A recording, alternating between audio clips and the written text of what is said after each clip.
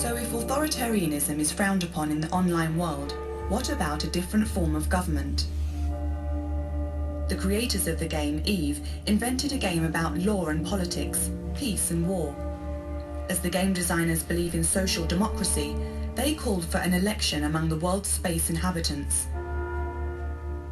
In a unique experiment, the Parliament came together in the home of EVE's creators and the world's oldest democracy, Iceland.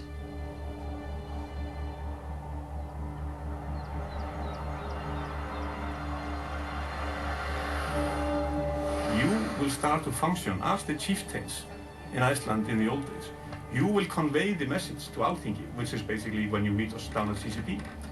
And you will tell us what needs to be done. You are taking the first steps. You are the first goðar of the online environment. You are the first chieftains of the internet.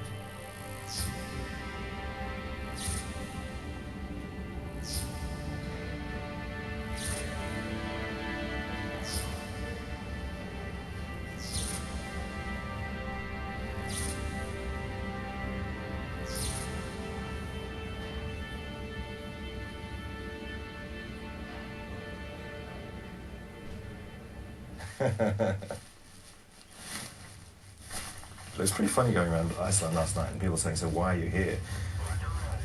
And you're like, yeah, well, you know that game EVE Online? And they're like, yeah, we know EVE Online. And it's like, oh, I'm vice chair. I'm vice chairman of the universe. And they're like, no way, I'm so pleased to meet you.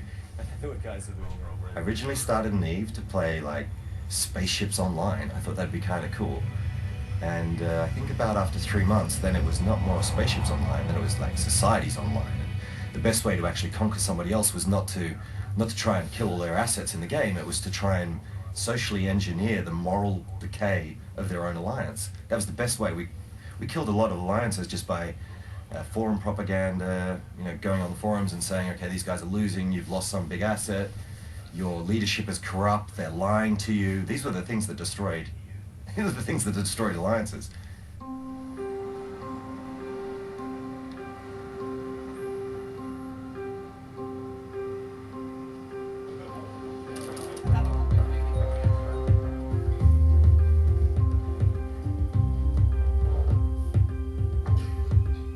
250,000 space pilots inhabit the vast universe of EVE Online.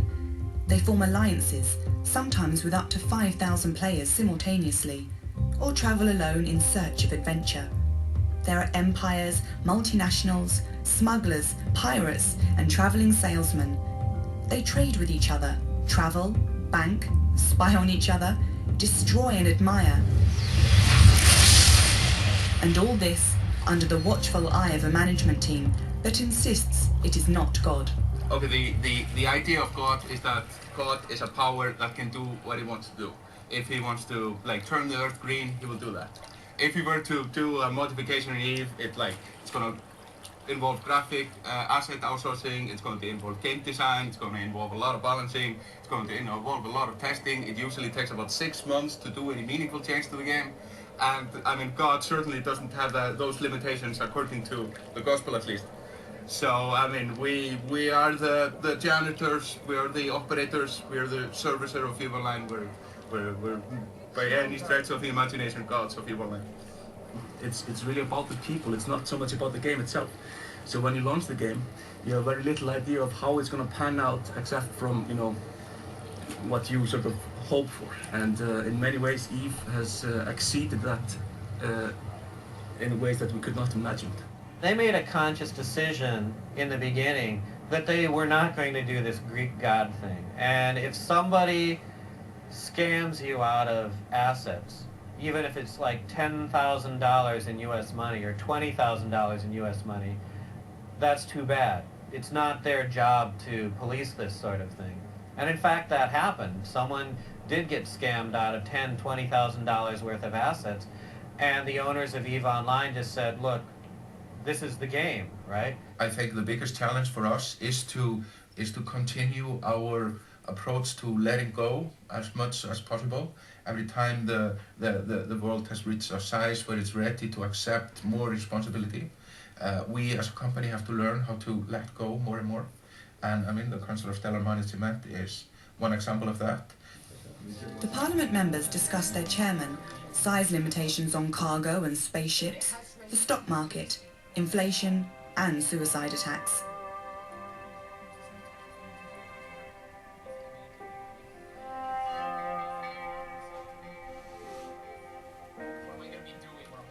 Vainglorious and Darius Johnson are from the Goon Fleet. I get my ship and I blow up people I don't like. Okay, so now I dock at the station. If I'm the guy who plays the game to just blow up people I don't like, what's my motivation to get out of my spaceship?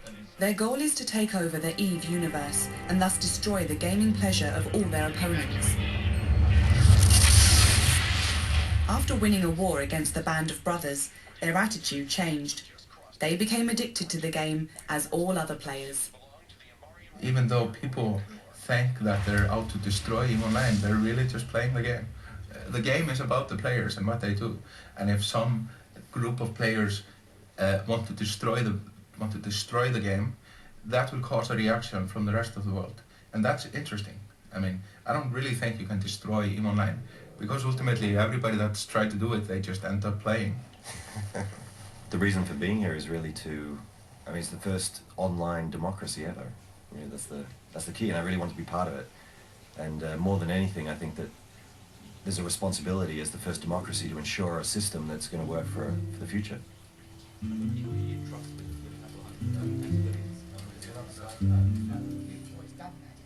The game's creators listen patiently to the members of the Council of Stellar Management.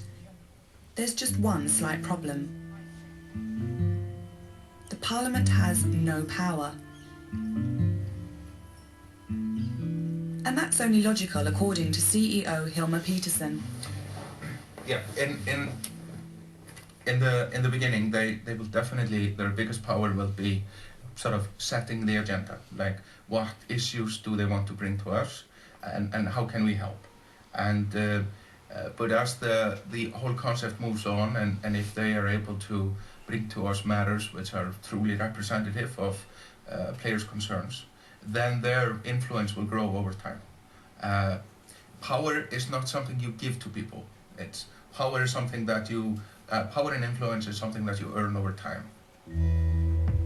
Parliamentary advice is limited to within the boundaries of the online world.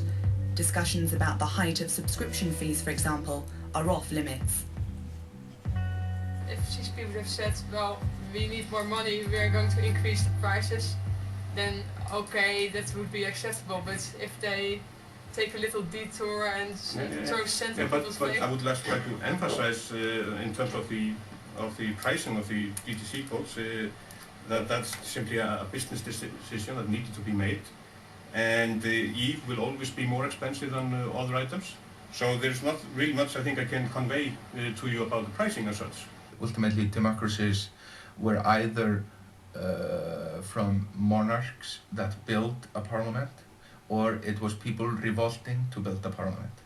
And so I think these institutions were born out of dictatorship, or they were disrupted from dictatorships. And I would say we're giving the power back before it's taken. The governance has to arise organically from the users.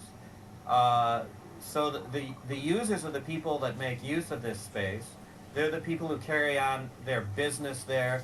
They're the people who carry on their relationships and in some sense their love lives online.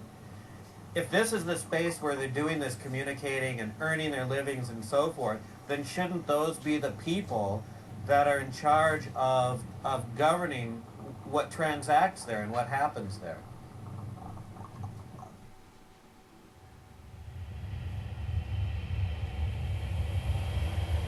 As we move forward into the uncharted virtual space, distinctions between online and offline, real and fantasy, may become less important.